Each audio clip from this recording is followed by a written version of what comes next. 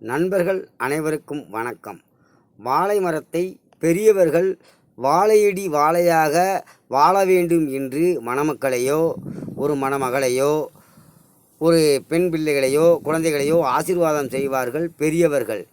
ஏன் வாழையடி வாழையாக வாழ வேண்டும் என்று சொன்னார்கள் என்றால், வாழையின் அடியில் ஒரு வாழை வளர்ந்து கொண்டே இருக்கும். அதனாலேயே வாழையடி வாழையாக வாழ வேண்டும் என்றார்கள். ஆனால் தற்போது நீங்கள் பார்ப்பது, இந்த வாழை மரத்தில் பூ கொலை தள்ளி வாழை மரத்தில் மேலிருந்து தான் காய் காய்க்க வேண்டும்.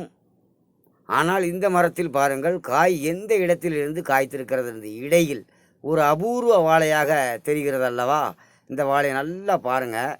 எல்லா வாழை மரத்துலேயும் வாழை கொலை மேலே தான் தள்ளும்.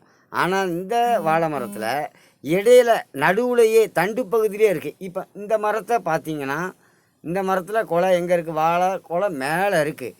ஆனால் பாருங்கள், இப்படித்தான் இயற்கையிலேயே இறைவன் படைப்பில் இருக்கும். ஆனால்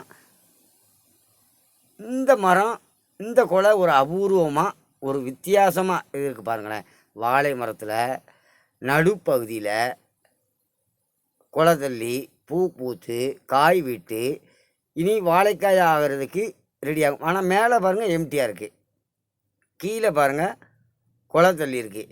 இது ஒரு அபூர்வ வாழை தானே? இயற்கைக்கு மாறாக நடக்குதா, இல்லை இது இறைவனின் படைப்பா? வாழை இங்கே ஒரு பாட்டு புது ரகமாய் வருதே, இதன் பெயர் என்ன, பொருள் என்ன, இதற்குள்ள குணம் என்னவோ? உறவெல்லாம் தாண்டி துணை தேடி ஓடுதே